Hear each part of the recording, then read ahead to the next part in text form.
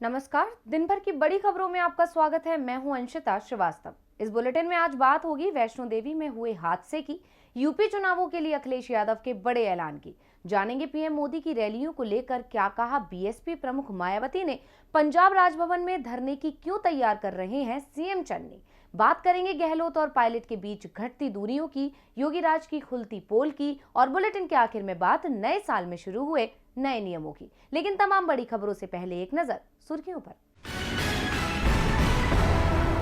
महाराष्ट्र में लग सकता है पूर्ण लॉकडाउन, कोरोना के बढ़ते मामलों को देख सख्ती की तैयारी में सरकार, 10 मंत्री 20 विधायकों को हुआ कोरोना।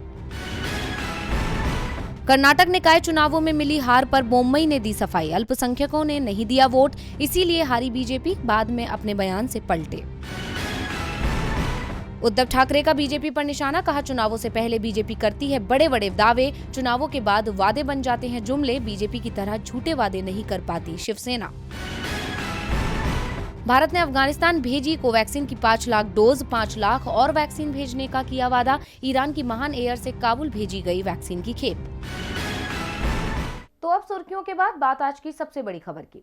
नए साल की शुरुआत एक दर्दनाक हादसे के साथ हुई है। साल की पहली ही सुबह माता वैष्णो देवी मंदिर से दुखद खबर मिली। मंदिर परिसर में सुबह भगदड़ मच गई, जिसके चलते गम का माहौल पैदा हो गया। कई लोग इस हादसे का शिकार हो गए, कुछ की हालत गंभीर बनी हुई है। आखिर क्या था मामला, आइए जानते हैं। नए साल के मौके पर माता वैष्णो देवी मंदिर में भगदड़ मचने से 12 लोगों की जान जाने की खबर है। जम्मू कश्मीर के रियासी जिले की पुलिस के अनुसार फिलहाल राहत और बचाव कार्य जारी है और स्थिति नियंत्रण में है। दावा किया जा रहा है कि नए साल के मौके पर बड़ी संख्या में श्रद्धालु माता के दर्शन के लिए पहुंचे थे। इसी दौरान भगदड़ मच गई, इसके चलते बहुत से श्रद्धालु बिना दर्शन किए ही वापस लौट रहे हैं। इस दुखद हादसे की वजह कुछ युवकों के बीच विवाद बताया जा रहा है। अब इस हादसे पर कांग्रेस नेता राहुल गांधी और कांग्रेस महासचिव प्रियंका गांधी ने दुख व्यक्त किया है। राहुल गांधी ने ट्वीट किया, माता वैष्णो देवी मंदिर में भगदड़ की घटना दुर्भाग्यपूर्ण है। मैं जान गंवाने वाले लोगों के परिवारों के प्रति संवेदना व्यक्त करता हूं। अपने ट्वीट में राहुल गांधी ने घटना में घायल हुए लोगों के जल्द स्वस्थ होने की कामना की। इसके अलावा कांग्रेस महासचिव प्रियंका गांधी ने ट्वीट कर दुख जताया। उन्होंने कहा कि माता वैष्णो देवी मंदिर में भगदड़ की दुर्घटना का दुखद समाचार मिला। मृतकों के परिजनों के प्रति मेरी गहरी शोक संवेदनाएं, घायलों को जल्द स्वास्थ्य लाभ के लिए माता से प्रार्थना करती हूं। बता दें कि जम्मू कश्मीर के माता वैष्णो देवी भवन में मची भगदड़ में 12 लोगों की जान चली गई और करीब 26 लोगों के घायल होने की खबर है। हादसे में घायलों का इलाज नारायण अस्पताल में जारी है। प्रधानमंत्री नरेंद्र मोदी ने हादसे पर दुख जताया है और भगदड़ में जान गंवाने वालों के परिवारजनों को प्रधानमंत्री राष्ट्रीय राहत कोष से 2-2 लाख रुपए की अनुग्रह राशि और घायलों को 50,000 रुपए देने का ऐलान किया है। जम्मू कश्मीर के एलजी मनोज सिन्हा ने भी जान गंवाने वाले लोगों के परिजनों को 10 लाख रुपए और घायलों को 2 लाख रुपए की अनुग्रह राशि देने का ऐलान किया। प्रदेश पुलिस के डीजीपी दिलबाग सिंह ने बताया, घटना सुबह करीब 2:45 पर हुई और प्रारंभिक रिपोर्ट के अनुसार एक तर्क छिड़ा, जिसके परिणाम स्वरूप लोगों ने एक दूसरे को धक्का दिया और फिर भगदड़ मच गई। इसके अलावा हादसे की जांच जारी है।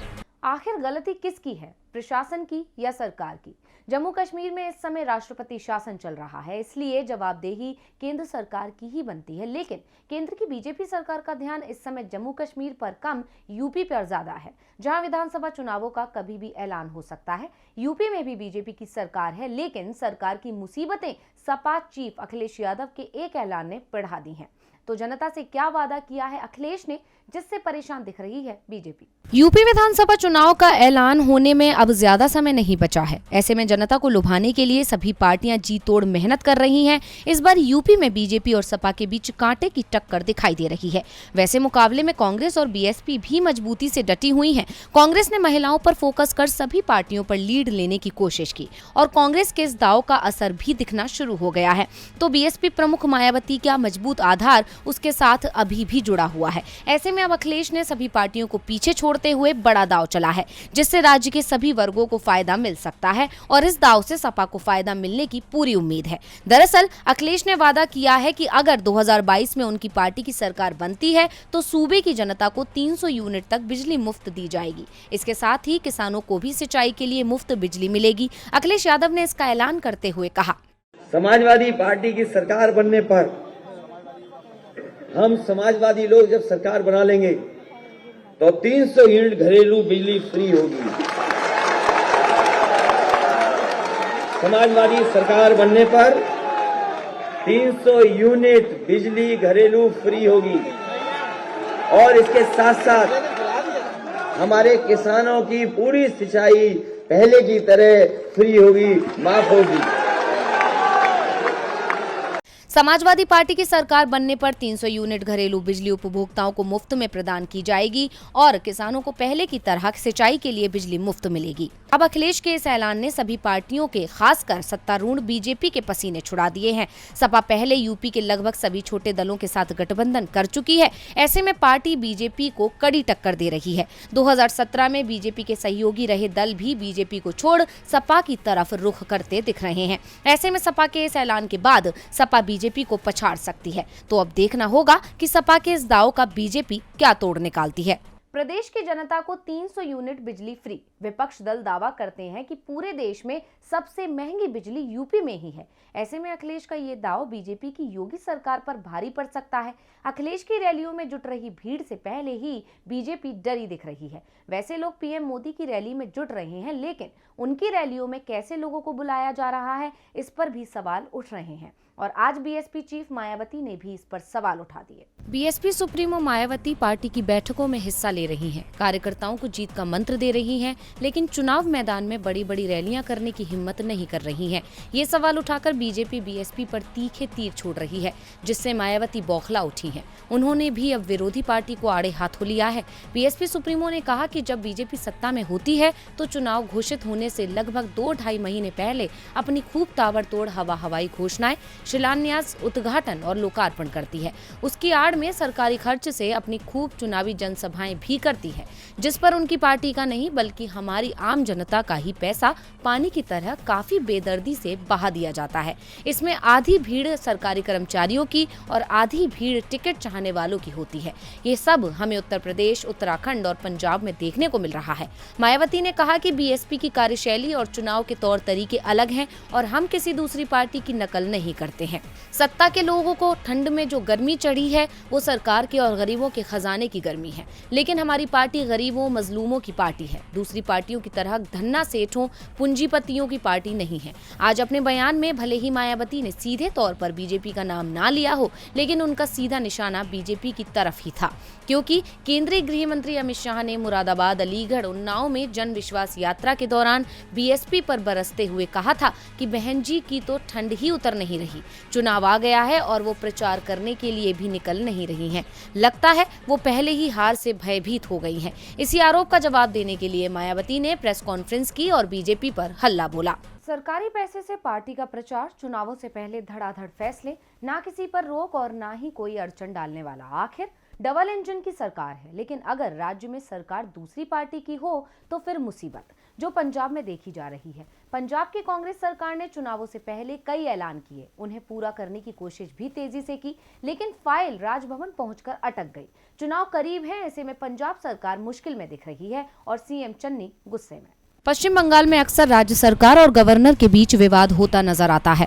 ममता सरकार अगर कोई प्लान बनाती है तो गवर्नर उसे खारिज करते हैं। इसी तनातनी के बीच सीएम ममता तो कई बार आरोप भी लगा चुकी हैं कि राज्यपाल बीजेपी सरकार के इशारों पर काम करते हैं। अब यही तोहमत पंजाब की चन्नी सरकार ने भी गवर्नर बनवारी लाल पुरोहित पर लगाई है, जिससे तकरार छिड़ गई है। सीएम चरणजीत सिंह चन्नी ने कहा कि गवर्नर ने 36,000 कर्मचारियों को पक्का करने की फाइल रोक ली है। 2 बार उनके चीफ सेक्रेटरी और 1 बार वो कैबिनेट के साथ जाकर इसे क्लियर करने को कह चुके हैं। बावजूद इसके बीजेपी के दबाव में फाइल रोकी गई है। उन्होंने कहा कि अब सोमवार को पूरी कैबिनेट फिर गवर्नर से मिलने जाएगी। अगर तब भी फाइल क्लियर नहीं हुई तो फिर वो कैबिनेट के साथ धरना देंगे। सीएम ने कहा कि पहले मुझे लगता था कि गवर्नर व्यस्त हैं, हालांकि अब लगता है कि राजनीतिक कारणों की वजह से फाइल रोकी गई है। उनका फर्ज है कि अगर सरकार ने कानून बना दिया तो उसे समय पर क्लियर करे। दरअसल 9 नवंबर को सीएम चन्नी ने कैबिनेट की बैठक में कर्मचारियों को बड़ी सौगात दी थी। उन्होंने ऐलान किया था कि पंजाब के 36,000 कर्मचारियों को पक्का किया जाएगा। इस फैसले से सभी कर्मचारी बेहद खुश थे, लेकिन 2 महीने बीतने के बाद भी सरकार का फैसला धरातल पर नहीं उतर सका है, जिससे वो खफा हैं। इसी नाराजगी के बीच सीएम चन्नी ने राज्यपाल पर बड़ा आरोप लगाया है, जिससे सूबे का सियासी पारा गरमाना तय है। गवर्नर साहब ने फाइलों को मंजूरी नहीं दी तो धरना शुरू करेंगे। चन्नी सरकार अब ज्यादा इंतजार में नहीं है, वो तेजी से अपने फैसलों पर अमल कराना चाहती है। तेजी राजस्थान में गहलोत सरकार भी दिखाने लगी है। लंबे समय से लटकी पड़ी राजनीतिक नियुक्तियों को लेकर राजस्थान के सीएम अशोक गहलोत ने नए साल की शुरुआत में बड़ा फैसला लिया है, जिससे पायलट गुट भी खुश दिख रहा है। तो क्या है गहलोत का फैसला? लंबे समय से राजस्थान कांग्रेस में टकराव देखा जा रहा था। एक तरफ मुख्यमंत्री अशोक गहलोत और उनके समर्थकों का गुट था, तो दूसरी ओर सचिन पायलट और उनके समर्थक। पायलट समर्थकों की संख्या भले ही कम थी, लेकिन राजस्थान के बड़े हिस्से में पायलट की लोकप्रियता को चुनौती कोई नहीं दे पाया है। अशोक गहलोत के बाद सचिन पायलट राजस्थान में कांग्रेस के दूसरे सबसे लोकप्रिय नेता हैं। लेकिन दोनों के बीच के टकराव का नुकसान अब तक कांग्रेस को होते दिख रहा था, और इस नुकसान को रोकने की कोशिशें कांग्रेस हाईकमान ने की, जिसका परिणाम अब दिखाई देने लगा है।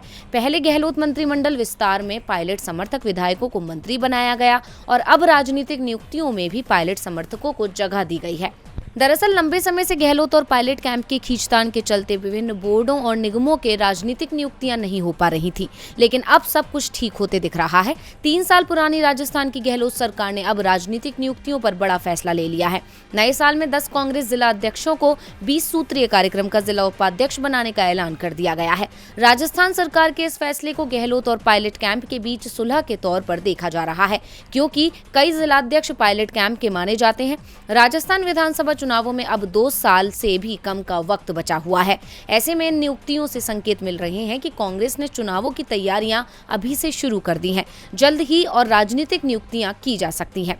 राजस्थान में अभी भी कई विभागों में राजनीतिक नियुक्तियां होनी है। संसदीय सचिवों की नियुक्ति भी अटकी हुई है। पायलट समर्थकों को इनमें भी मौका दिया जा सकता है। इसके साथ ही बीएसपी छोड़कर कांग्रेस में शामिल हुए विधायकों को संसदीय सचिव की जिम्मेदारी सौंपी जा सकती है। लंबे इंतजार के बाद राजस्थान में राजनीतिक नियुक्तियां शुरू हो गईं। इससे कांग्रेस में भी एकजुटता दिख रही है और बीजेपी के सपने टूटते दिखने लगे हैं। सपने बीजेपी ने यूपी में भी दिखाए थे। प्रदेश की कानून व्यवस्था सुधारने के दावे भी बड़े बड़े किए गए, लेकिन योगी सरकार के दावे पर केंद्रीय के आयोग ने ही सवाल खड़े कर दिए हैं। जब से देश में मोदी सरकार आई है, लगातार दावा करती है कि देश में महिलाएं सुरक्षित हैं, खासकर उन राज्यों में जहां डबल इंजन की सरकार है, यानी जिन राज्यों में बीजेपी या उसके सहयोगियों की सरकार है। लेकिन अब मोदी सरकार की ही रिपोर्ट उनके दावों की पोल खोल रही है। राष्ट्रीय महिला आयोग ने देश भर में महिलाओं के खिलाफ होने वाले अपराधों को लेकर एक रिपोर्ट तैयार की है, जिसमें बताया गया है कि 2021 में महिलाओं के खिलाफ लगभग 31,000 शिकायतें दर्ज की गई थी, जो मोदी सरकार बनने के बाद से ज्यादा बड़ा आंकड़ा है। 2014 के बाद से सबसे ज्यादा है। लेकिन इनमें सबसे ज्यादा हैरानी वाली बात यह है कि इन शिकायतों में आधे से ज्यादा शिकायतें उत्तर प्रदेश से हैं। राष्ट्रीय महिला आयोग ने कहा कि साल 2020 की तुलना में 2021 में महिलाओं के खिलाफ अपराधों की शिकायतों में 30% की वृद्धि हुई है।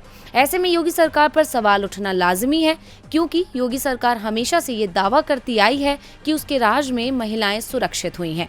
पिछले दिनों गृह मंत्री अमित शाह ने भी अपने संबोधन में कहा था कि अब यूपी में महिलाएं खुलेआम सोना पहनकर रात में भी स्कूटी पर घूम सकती हैं। लेकिन राष्ट्रीय महिला आयोग की रिपोर्ट गृह मंत्री के दावे को पूरी तरह से खारिज करते हुए दिखाई दे रही है। महिला सुरक्षा पर योगी सरकार के रिकॉर्ड पर उनकी पार्टी के नेताओं को भी भरोसा नहीं है। बीजेपी नेता बेबी रानी मौर्य ने तो एक बार यहां तक कह दिया था कि अंधेरा होने के बाद महिलाएं अकेले यूपी के पुलिस स्टेशन में ना जाएं। उनके इस बयान से साफ था कि यूपी में महिलाएं पुलिस स्टेशन में भी सुरक्षित नहीं है, सड़कों पर तो दूर की बात है। तो आपको बता दें कि सबसे ज्यादा आबादी वाले राज्य उत्तर प्रदेश में महिलाओं के खिलाफ अपराधों की सबसे ज्यादा 15,828 शिकायतें दर्ज की गईं। इसके बाद दिल्ली में 3,336, महाराष्ट्र में 1,504, हरियाणा में 1,460 और बिहार में 1,456 शिकायतें दर्ज की गईं। और बुलेटिन के आखिर में बात नए साल में हुए बदलावों की। महामारी, महंगाई और बेरोजगारी की कड़वी यादों के साथ साल 2021 विदा हुआ और साल 2022 की शुरुआत हो गई। नए साल पर लोग बेहतर जीवन और बदलाव की उम्मीद कर रहे हैं। नए साल के मौके पर कुछ बदलाव भी हुए हैं, लेकिन बैंकिंग और अर्थव्यवस्था के क्षेत्र में हुए ये बदलाव आम आदमी की जेब पर भारी पड़ सकते हैं। 1 जनवरी से हुए इन बदलावों में क्या है खास, आइए देखते हैं। नए साल के साथ ही बैंकिंग और जीएसटी में कई बदलाव हुए हैं, जिनमें से कुछ बदलाव आम आदमी के लिए महंगे साबित होंगे। 1 जनवरी से एटीएम से ट्रांजैक्शन करना महंगा हो गया है। आरबीआई ने एटीएम से फ्री ट्रांजैक्शन के बाद कैश निकासी पर लगने वाले चार्ज को बढ़ाने की मंजूरी दी थी। आरबीआई के मुताबिक बैंक अब फ्री ट्रांजैक्शन के बाद अपने ग्राहकों से हर ट्रांजैक्शन पर 20 की जगह 21 रुपए चार्ज ले सकेंगे। बैंक लॉकर्स को लेकर भी आज से नए नियम लागू हो गए हैं। धोखाधड़ी या चोरी की वजह से लॉकर की सामग्री के नुकसान के लिए बैंक जिम्मेदार होंगे। इन हालात में बैंक को ग्राहक को लॉकर के सालाना किराए का 100 गुना राशि देना होगा। इंडिया पोस्ट पेमेंट बैंक के खाता धारकों को 1 जनवरी 2022 से एक तय सीमा से ज्यादा कैश निकालने और डिपॉजिट करने पर चार्ज देना होगा। अब ऑनलाइन पेमेंट करते वक्त डेबिट या क्रेडिट कार्ड का पूरा नंबर हर बार डालना होगा। कोई भी वेबसाइट, ऑनलाइन शॉपिंग या mobile app card detail save नहीं कर सकेंगे। ओला, उबर जैसे app based cab service provider platform के जरिए ऑटो रिक्शा बुक करना अब महंगा हो जाएगा। ऑटो रिक्शा की ऑनलाइन बुकिंग पर 5% जीएसटी देना होगा। जूते और चप्पल पर अब 5% के बदले 12% जीएसटी लगेगा। जूतों के साथ साथ कपड़ों पर भी जीएसटी बढ़ाने की योजना थी, लेकिन जीएसटी काउंसिल ने इस बढ़ोतरी को फिलहाल टाल दिया है। आज से जीएसटी के अधिकारी गलत रिटर्न भरने वाले लोगों के खिलाफ सीधे सख्त कदम उठा सकेंगे। अब इसके लिए पहले नोटिस देना जरूरी नहीं होगा। इसके अलावा जीएसटी रिफंड क्लेम करने के लिए आधार ऑथेंटिकेशन जरूरी होगा। अगर किसी व्यापारी ने जीएसटीआर 3B फाइल नहीं किया तो अगले महीने जीएसटीआर 1 फाइल नहीं कर पाएगा। आज से गाड़ी खरीदना महंगा पड़ेगा। देश की कई ऑटो कंपनियां कारों के अलग अलग मॉडलों के दाम में इजाफा करने जा रही हैं। तो आज इस बुलेटिन में बस इतना ही। देखते रहिए डीवी लाइव। नमस्कार।